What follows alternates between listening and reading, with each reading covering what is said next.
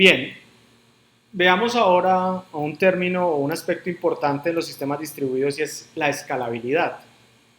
Habíamos hablado anteriormente de la apertura de los sistemas distribuidos, habíamos hablado un poco acerca de la transparencia en los sistemas distribuidos y ahora vamos a hablar acerca de la escalabilidad en los sistemas distribuidos. Eh, Algunos desarrolladores o algunas aplicaciones afirman que son escalables, pero no es muy claro por qué hacen esa afirmación. Entonces, nosotros tenemos que establecer que la escalabilidad se puede mirar desde tres componentes fundamentales, y es que debemos ser escalable en cuanto al tamaño, es decir, cuántos usuarios acceden a una aplicación o cuántos procesos ejecuta esa aplicación o cuántos recursos computacionales gestiona esa aplicación. Eh, También es importante ser escalable en cuanto a la distancia geográfica de los nodos que constituyen este sistema distribuido. No es lo mismo tener un sistema distribuido en una red de área local a tener un sistema distribuido sobre una red WAN. Entonces, ese aspecto de escalabilidad también se debe considerar. Y por otra parte, la escalabilidad administrativa. Esto es fundamentalmente importante cuando estamos hablando de que estamos integrando recursos computacionales de diferentes dominios administrativos. Por ejemplo, imaginémonos un sistema distribuido que integra los recursos computacionales de las universidades de Colombia. Aquí estamos hablando entonces de que existen recursos computacionales en diferentes universidades, cada universidad establece sus políticas de gestión de los recursos, pero queremos que entre esos recursos se hable. Eso no es una tarea fácil, que lograr esa administración de forma escalable puede ser muy complicado, porque si estamos hablando de 10 universidades, probablemente tenemos 10 políticas de administración de los recursos y lograr que mi sistema corra a pesar de esas 10 políticas de administración de recursos es una tarea muy desafiante. La mayoría de los sistemas algunas veces genera o son capaces de manejar la escalabilidad de tamaño. No es una solución comprar servidores cada vez más poderosos. Hoy además el reto está en la parte geográfica y en la escalabilidad administrativa.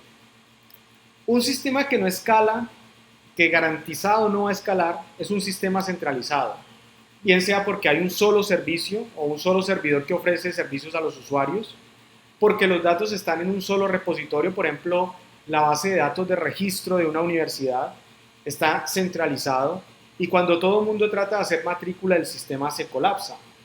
Si alguien ha visto un caso similar, pues ya puede hacerse una idea de qué estamos hablando aquí. U otro problema es tener algoritmos centralizados, es decir, que toda la información para que el algoritmo corra esté en un mismo lugar y el algoritmo haga todo el procesamiento para encontrar una solución a un problema. Ejemplo de eso, por ejemplo, son los algoritmos de enrutamiento que encontramos en Internet, donde la información no está centralizada, sino distribuida, y eso garantiza de que tengamos un sistema escalable.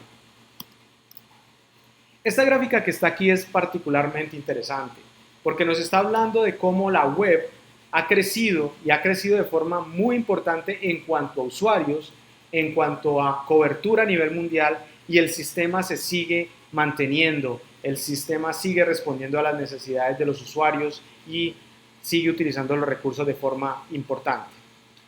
Miremos en esta gráfica que aquí hay unas tres etapas: la web cuando era de solo lectura, la web cuando era de lectura, escritura y la web social. Cuando teníamos una web de solo lectura, que es cuando la piensa Tim Berners-Lee, y vamos desde 1991 hasta 1997, el crecimiento de la web en el número de usuarios, los puntos rojos son los usuarios, no fue muy importante, fue algo relativamente nulo. La gráfica se permaneció tendida. Ahora, cuando empezamos a tener una web que me permitía no solamente consumir información, es decir, leerla, sino que me permitía publicarla, empezamos a ver que los usuarios se interesan por esta nueva plataforma. Los usuarios crecen y también crecen los recursos o los hosts, pero los hosts no crecen a la tasa de los usuarios y aún así en la web permanecía o seguía operando. Cuando llega la web social, particularmente Facebook, encontramos que el crecimiento de los usuarios es exponencial hasta el 2012, pero El crecimiento de los hosts también crece de forma importante, pero no tanto al nivel de los usuarios del sistema. Observemos aquí entonces que a pesar de que tenemos un crecimiento disparado de los usuarios, un crecimiento moderado pero importante de los hosts, no logramos que el sistema se colapse. Y esto es un buen ejemplo de una red que escala o un sistema que escala bastante bien.